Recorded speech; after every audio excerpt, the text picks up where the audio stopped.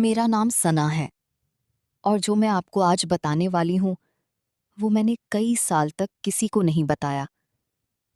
कई रातें गुजरी जब मैं अपने कमरे की चादर को मुट्ठी में भींचे लेटी रही और सोचती रही कि शायद ये मेरी गलती थी। शायद मैंने कुछ गलत किया था। शायद मैं गलत जगह खड़ी थी, गलत वक्त पर, गलत शक्ल में। लेकिन आज मैंने फैसला किया है कि मैं ये बोझ अकेली नहीं उठाऊंगी। वो दिन मई का था, गर्मी का आगाज। घर में अम्मी अब्बू सुबह सवेरे रिश्तेदारों के यहाँ चले गए थे। मेरी छोटी बहन स्कूल में थी। मैं अकेली थी और मुझे अच्छा लग रहा था अकेले होना।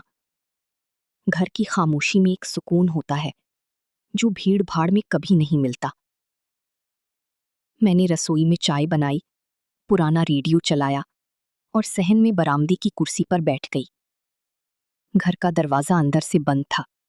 मैं बिल्कुल बेफिक्र थी। तभी मरकजी गेट पर दस्तक हुई। मैंने सोचा शायद पड़ोसन भाभी होंगी। मैं उठी और दरवाजे की तरफ गई। कौन है? सना, मैं हूं, उमर भाई। चाचू ने भेजा है, कुछ सामान देना था। उमर, मेरे चाचू का बेटा। हम सब उसे भाई कहते थे। वो कभी कभार घर आता था। कोई खास बात नहीं लगी। मैंने गेट खोल दिया। उमर हाथ में एक शॉपिंग बैग लिए अंदर आया। उसने बताया कि चाचू ने कुछ मिठाई और फल भेजे हैं। बिल्कुल मामूल की बात। मैंने बैग लिया, शुक्रिया कहा और समझा कि वो वापस चला जाएगा। लेकिन वो नहीं गया। उसने पूछा, चाय पीऊंगा सना? बाहर बहुत गर्मी है। मुझे अजीब लगा, मगर मैंने मना करने की हिम्मत नहीं की। घर में अकेली थी और वो रिश्ते में बड़ा था। इनकार करना बेअदबी लगती। मैंने चाय बनाने का इरादा किया और रसोई की तरफ मुड़ी। फिर महसूस हुआ कि वो मेरे पीछे आ रहा है। रसोई छोटी थी। हम दोनों वहां एक साथ खड़े हो जाएं तो जगह तंग हो जाती थी। मैंने चूल्हा जलाया, केतली उठाई और अचानक उसकी मौजूदगी बिल्कुल करीब महसूस हुई। बहुत करीब। मेरे कंधे पर उसका हाथ आया, आहिस्ता से, जैसी मामूल की बात हो। मैं मुंजमिद हो गई। मेरी हाथ रुक गई। केतली का पानी उबल रहा था, मगर मैं वहां जम गई थी। दिमाग ने कहा कि ये गलत है, लेकिन जिस्म नहीं जानता था क्या करे। मैंने एक कदम आगे बढ़ाया और आहिस्ता से कहा, उमर भाई, आप वहां बैठें, मैं चाय लेकर आती हूं। उसने हाथ। वो लम्हा जब आप समझते हैं कि जो हो रहा है वो हादसा नहीं है, वो लम्हा जहन में हमेशा के लिए नक्श हो जाता है। मैंने खुद को उसकी गिरफ्त से आज़ाद किया और तेजी से रसोई से निकल गई। दिल धक धक कर रहा था। मैंने फैसला किया कि मैं सीधी कहूंगी कि अब्बू अभी आने वाले हैं, ताकि वो चला जाए। मैंने मुड़कर देखा। वो दरवाजे पर खड़ा था, बिल्कुल दरवाजे के दरमियान, जैसे रास्ता रोक रहा हो। कहाँ जा रही हो? उसने मुस्कुराते हुए कहा, वो मुस्कुराहट जो अब भी मेरे ख्वाबों में आती है। भाई, अब्बू बस आने वाले हैं, आप। सना, बहुत सियानी बनती हो। मैंने क्या किया? उसका लहजा बदल गया था। अब वो नर्म नहीं था। उसमें एक जारहियत थी जो उसे पहचानने नहीं देती थी। मैंने एक लम्हे के लिए सोचा, चीखें, भागें, फोन करें, लेकिन मेरा फोन कमरे में था। दरवाजा उसके पीछे था। तभी बाहर से कार की आवाज आई। अल्लाह का करम था, पड़ोसियों की गाड़ी थी, मगर उमर ने समझा शायद अम्मी अब्बू आ गए हों। वो एक लम्हे के लिए रुका और मैंने वही लम्हा लिया।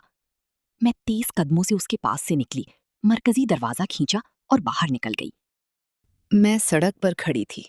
सांस तेज थी, आंखें भरी हुई। दिल इतनी जोर से धड़क रहा था जैसे बाहर आ जाएगा। पड़ोसन भाभी अपनी गाड़ी से उतरी और मुझे देखकर परेशान हो गईं।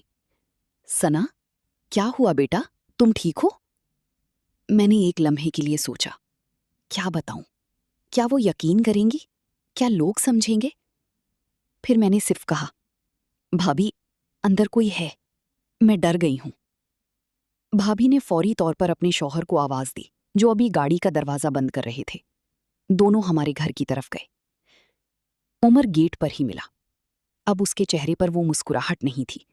वो फौरी बोला, अरे भाई, मैं तो सामान देने आया था, बस अभी जा ही रहा था।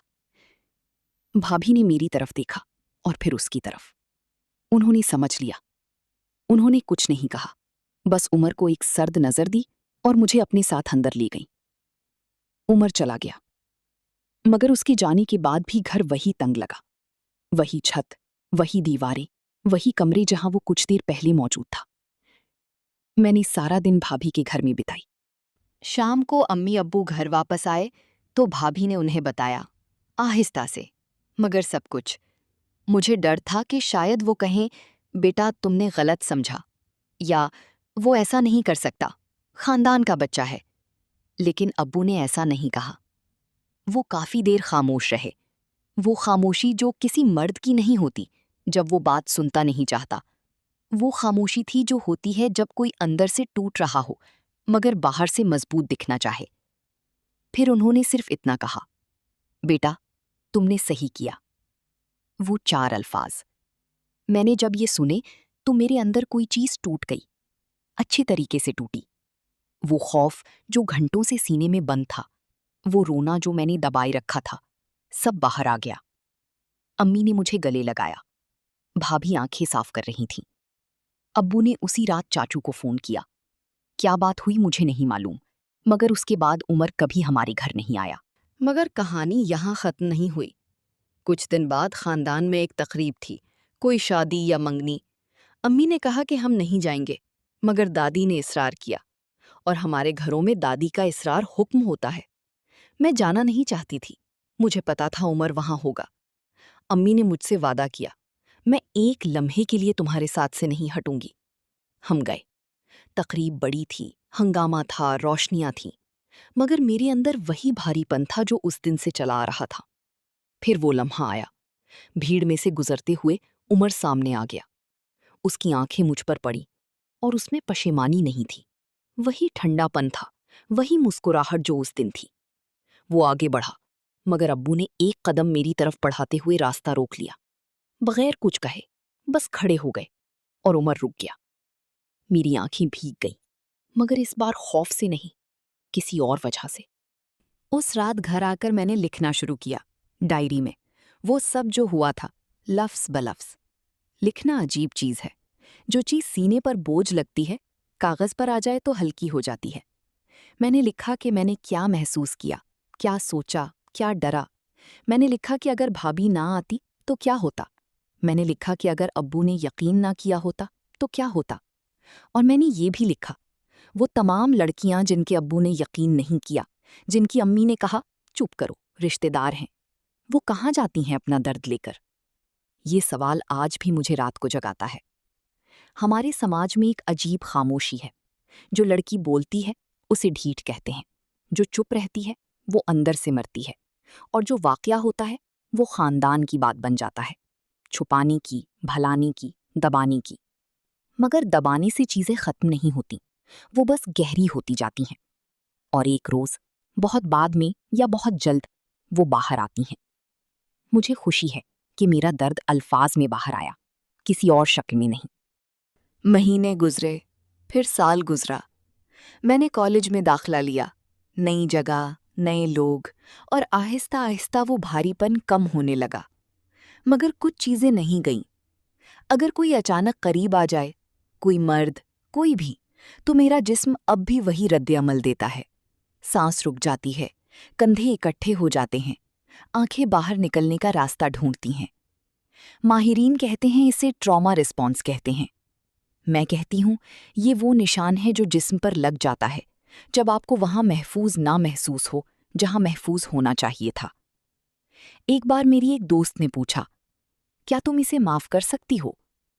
मैंने सोचा, फिर कहा, माफ करने से पहले एहतिसाब जरूरी है। जब तक एहतिसाब ना हो, माफी बेमानी है।